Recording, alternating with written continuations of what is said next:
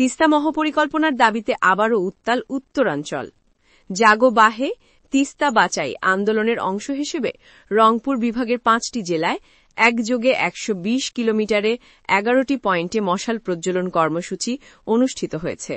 বৃহস্পতিবার সন্ধ্যায় তিস্তা নদীর 2 তীরে আলো জ্বেলে প্রতিবাদের এই কর্মসূচির উদ্বোধন করেন তিস্তা নদী রক্ষা আন্দোলনের প্রধান সমন্বয়কারী, সাবেক উপমন্ত্রী ও বিএনপির সাংগঠনিক সম্পাদক অধ্যক্ষ আসাদুল হাবিব দুলু।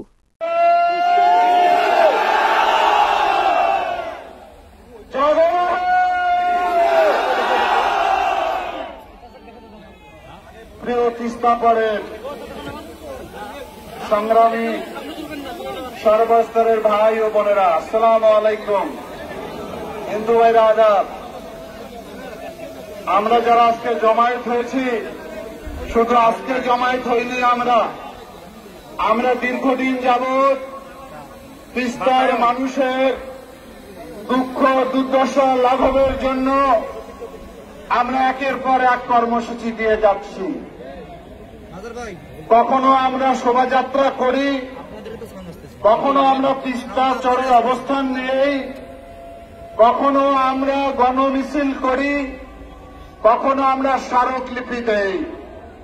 কিন্তু দুঃখজনক হল সত্য, এখন পর্যন্ত আমাদের এই কান্নাকে আমলে নিচ্ছে না সরকার।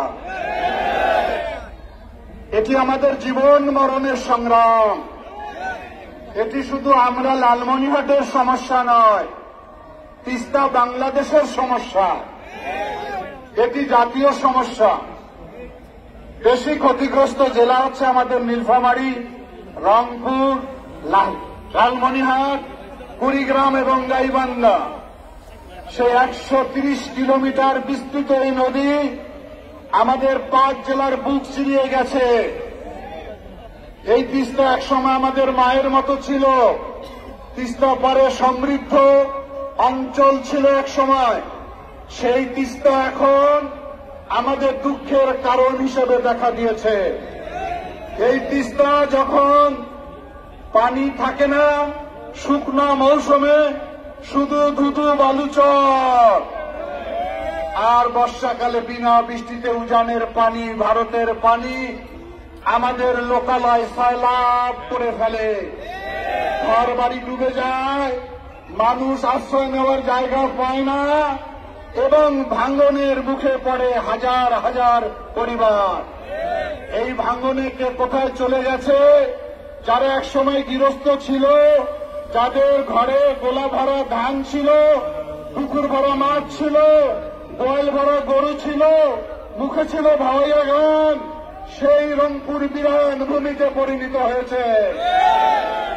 দীর্ঘ 16টি বছর একটি ফ্যাসিবাদী সরকার রাষ্ট্র ক্ষমতা জবরদখল করে বসেছিল।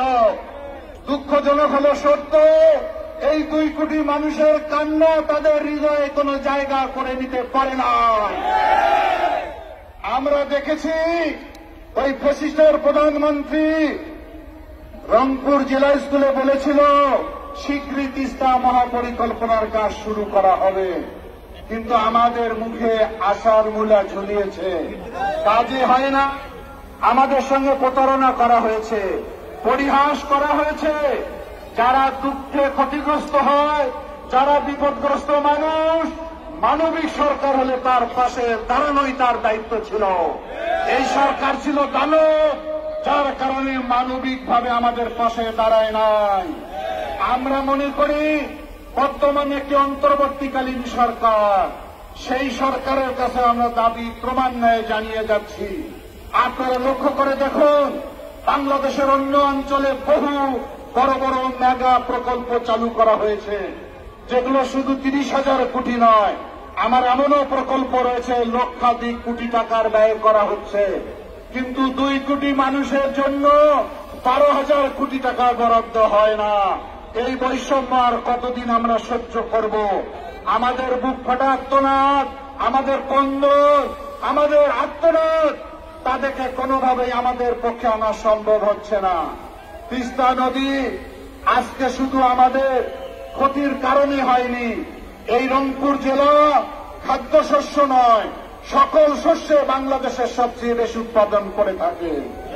অথচ এই তিস্তা নদীর কারণে দিন দিন এই অঞ্চলের কৃষি হুমকির সম্মুখীন হয়েছে।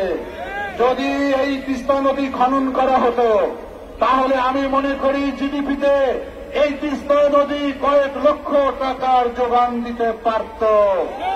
সরকারের পরিকল্পনার অভাবে এত বড় একটি সম্পদ ধীরে ধীরে আমাদের কাছে ক্ষতির কারণ হিসেবে দেখা দিয়েছে। আমরা মনে করি নদী শুধু নদী নয়, নদী একটি সমৃদ্ধ। যুগে যুগে পৃথিবীর ইতিহাস ঘাটলে দেখবেন যেখানে সমৃদ্ধশালী নগরী উঠেছে সেখানে নদী ছিল।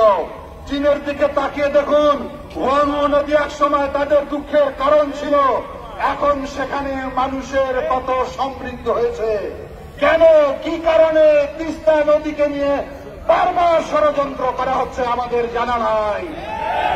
আমাদেরও ধৈর্যের বাঁধ ভেঙে যাচ্ছে।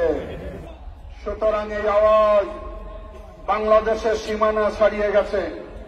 আন্তর্জাতিক গণমাধ্যম প্রচার করেছে এত বড় আন্দোলন বাংলাদেশে কোথাও সংগঠিত হয় নাই।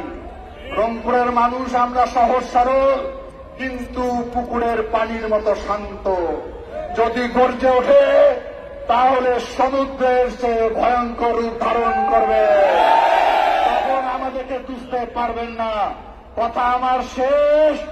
আপনারা যেখানে যেখানে দাঁড়িয়ে আছেন অনুগ্রহ করে নিজের দূরত্ব বজায় রেখে একসঙ্গে, আমি মশালে আগুন লাগার সঙ্গে সঙ্গে সবাই মশাল জ্বালিয়ে দেবেন। কেন এই মশাল? মশাল হল রংপুরের অন্ধকারকে দূরীভূত করতে চায়, রংপুর থেকে সমস্ত ষড়যন্ত্রকে দূরীভূত করতে চায়, রংপুরের লোক জাগিয়ে রাখতে চায়। জ্বালাও মশাল! মশাল প্রজ্বলন কর্মসূচিতে উপস্থিত ছিলেন তিস্তা বাঁচাও নদী বাঁচাই সংগ্রাম পরিষদের সভাপতি নজরুল ইসলাম হাক্কানী, পৌর বিএনপির সভাপতি আফজাল হোসেন, যুগ্ম সম্পাদক এ.কে. মমিনুল হক সহ বিএনপির অঙ্গ ও সহযোগী সংগঠনের শতাধিক নেতাকর্মী।